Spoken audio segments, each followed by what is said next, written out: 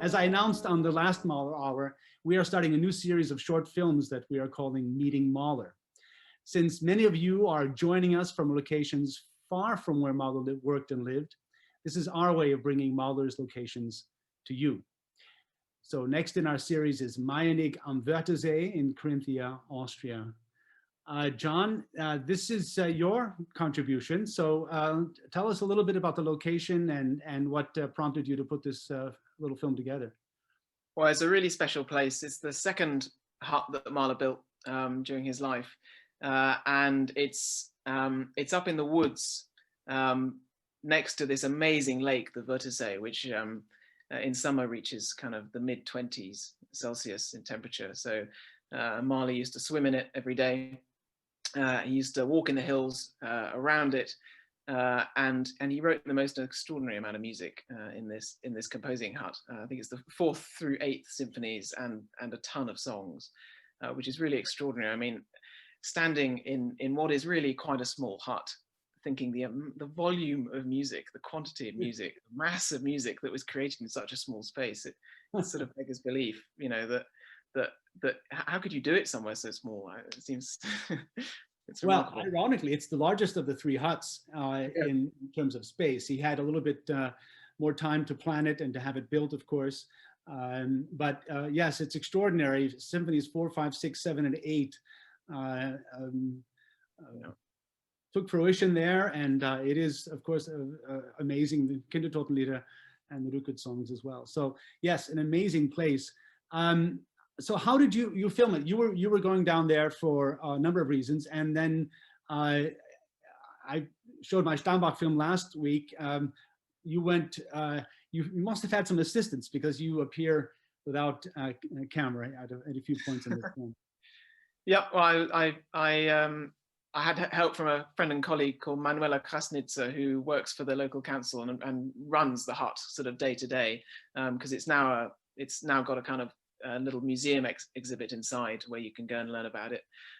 So she kind of took me on a little tour, because actually it's the first year for years that I've not been there on an orchestra tour for obvious reasons. So it was nice to go, and we actually took a boat trip on the lake, which I'd never done before, which is basically the only way you can see the villa that Mahler actually lived in, which is kind of directly below the hut on the lake itself, which is privately owned still. But if you get in a boat, you can kind of row your way right up to it and have a look. That's right. So the hut is up the hill, and that is publicly accessible. But now the villa is a separate private property, and not a public space. But you're right. If you're enterprising and you have a friend who can help you, this it works very nicely. All right. Well, let's see the film. Meeting Mahler at Maiernigg.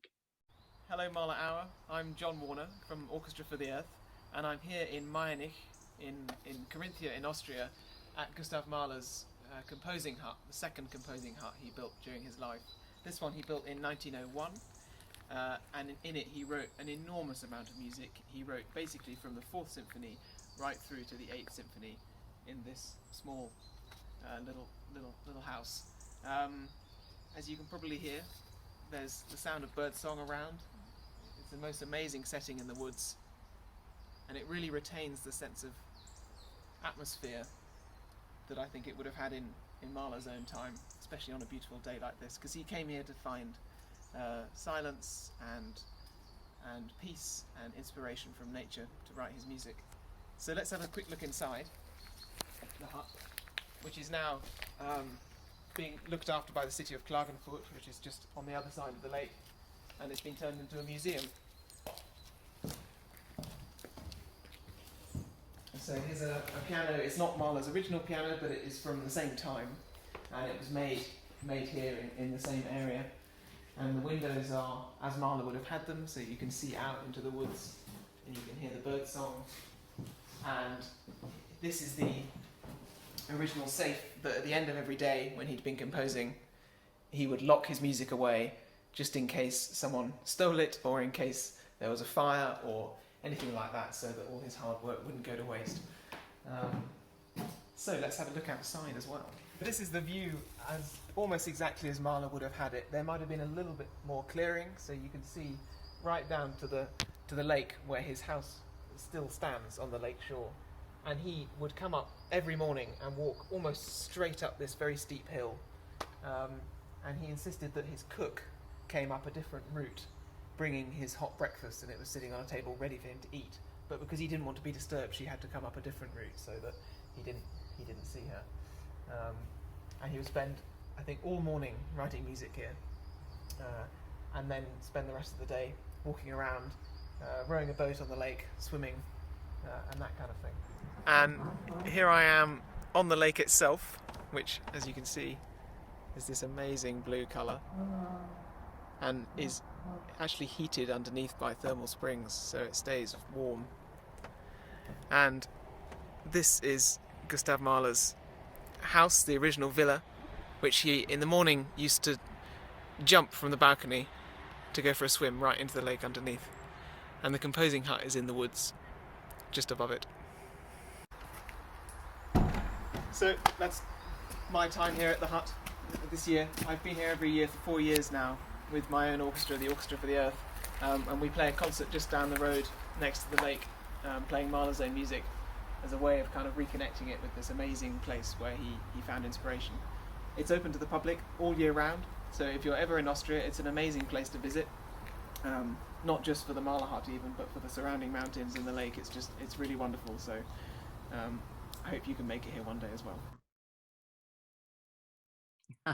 Thank you. You can see I've not had a haircut since then. You're not alone. Many thanks, John. It's always nice to get a personal perspective, and I'm hoping very much we can continue with that series. Thank you for being our guest today.